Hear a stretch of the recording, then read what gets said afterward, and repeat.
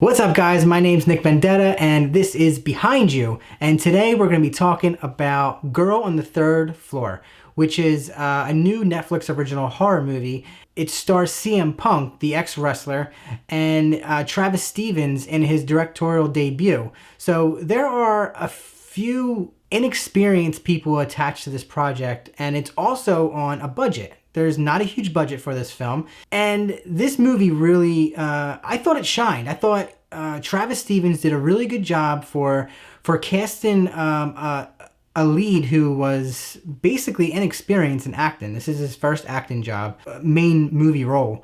And he's also, this is his first directing job. So I feel like he did a really good job at handling the pressure and really showing in his first film that he can do this. On a tight budget, and you have a new acting lead, who is your lead, he was really effective. And I think that's where Travis Stevens shined, is that behind the camera, he was really effective. This movie wasn't super scary. It definitely did a really good job of building suspense. And there was some imagery that was really disturbing. But there was a couple scenes, and we'll talk about it later, that were pretty effective. They were very disturbing, and he definitely knows what he's doing, it looks like. It seems like, behind the camera, because there were some really good shots, really good slow pans. He just really did a good job of building the suspense in this movie, which is great to see from a rookie director, which is hats off to him. So Girl on the Third Floor is about CM Punk's character and his wife who they're having a baby, they're expanding their family, but she's not there. He's taking on the job of fixing up this house. They buy this house outside of the city, and he takes on the role of kind of fixing it up and being the handyman type person for his wife and growing family. So CM Punk's character and their dog move into this house at first, and it's your basic ghost story house kind of thing. Weird stuff starts happening. He starts meeting the neighbors, and there's like hints of just weird stuff or a weird sketchy past to this house. And it's pretty basic. It's pretty on the rails as far as like ghost house stories. It's pretty generic when it comes to the overall premise. I mean, you have a family that moves into his house that has a sketchy past, and just weird shit starts happening. I mean, we've seen that movie before, and that's one of my gripes leading into the overall story of this. I mean, we've seen this kind of movie before, and there are movies that do it better than this one.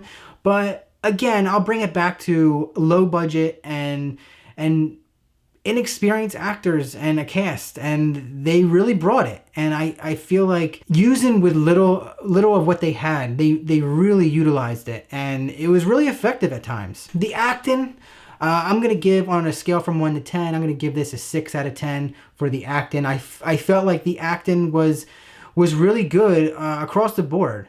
CM Punk, obviously he's an ex-wrestler, so he has that showmanship, and he's got that charisma. He's definitely charismatic on screen. And there are some scenes that you find out that he's got some anger issues, or he's got a drinking problem in the past, and some of that stuff comes up, and it's a little over the top. And but I'm not going to blame that on acting. I'll more blame it on the script. Some of the stuff was definitely over the top, and just yeah. For CM Punk's first movie, it was actually really good. I mean, if I was him, I'd be very, very proud of him, and same for Travis Stevens. I mean, these guys really hit it out of the park, I feel like, for their first movie. Now, there were another handful of wrestlers who successfully made the transition from wrestling to movies. Obviously, you have The Rock. I feel like with that background, you definitely have that showmanship, and you have the charisma for the most part. So I feel like it's probably a little easier for them to kind of make that transition. So, but I feel like CM Punk was definitely charismatic, and he has a future, I think. So as I touched before, story and screenplay, I would give this a 5 out of 10. This is pretty generic. you have the structure, which is pretty generic, and they throw in some things here and there that are a little different, that kind of give it enough spice to it to kind of spice it up a little bit. The take they do towards the end, the reveal. This isn't any spoilers, so I'm not gonna get into the very ending and what happened and what played out and stuff. But there are some twists at the end, I would say, that I guess that are a little different. But I would say for the most part, it definitely follows your ghost story kind of haunting house type movie.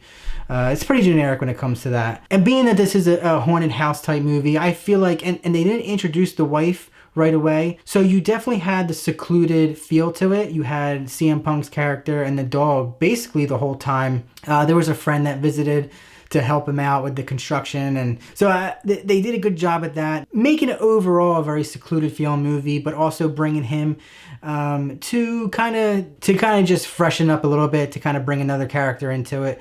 I mean, I feel like it may have gotten stale if it was just him and the dog like the whole time.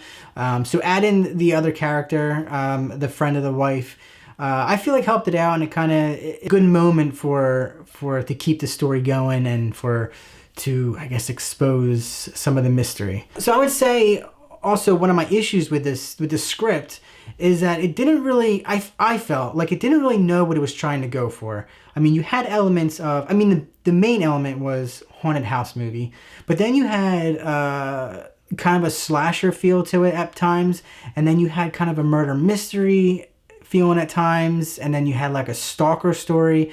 It was just very, now, you can have them all at once, but I felt like there was a few times in this movie where I thought it was going one direction and it didn't really pan out that way. And I was kind of disappointed because I'm a huge fan of like horror mystery, kind of like The Ring, where something bad happens and then the main lead kind of digs into the past, and you're trying to uncover like what the hell happened and why this person is the way they are, or why this person's so evil and stuff like that. Like, I'm a big fan of those kinds of movies, and I thought that the backstory, I think, was interesting enough to where they could have done that and could have went that route, but they didn't take it for the most part. It was kind of just laid out in front of you, which I wasn't a fan of. Being a horror movie, I feel like it was effective. I feel like Travis Stevens, the director, did a good job at setting the tone of this movie and not relying on jump scares. I don't think there were any jump scares in this movie.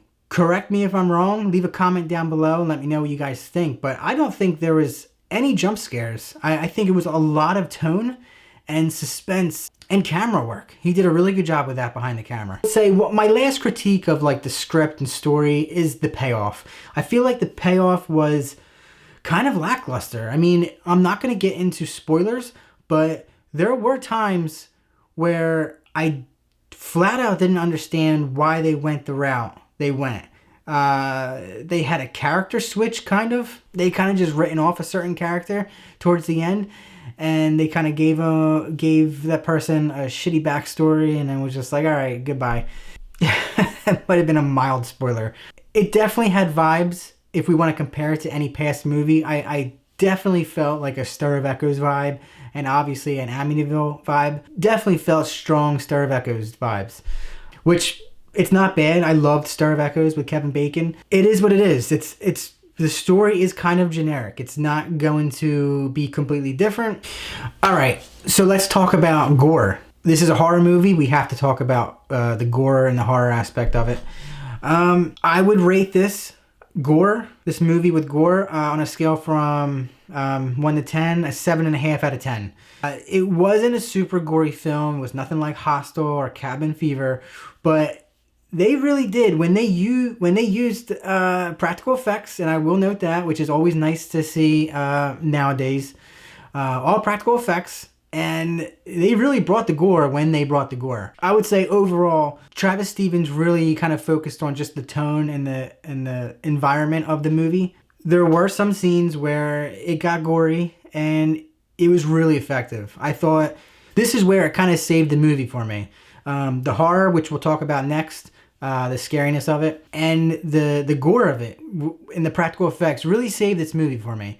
The way they utilized it, the way they didn't utilize it all the time. It was very sprinkled in, but when it did happen, it was actually really effective and good. And then scare factor, the horror aspect of it, it is a horror movie. I would give this a 6 out of 10. It wasn't a very scary movie. I would say it was definitely suspenseful. It didn't really leave a lasting impact on you, but I will say the imagery on some of the scenes, I will say a camera in the wall was really effective and clever, and I just loved how they did it, and that's gonna stay with me. And that's where this movie really elevates. I feel like it really saved the movie from just being a generic ghost story haunted house. They got clever with the gore, and they got clever with scare factors of it and the use of cameras. Now, it wasn't all the time, and that's the thing.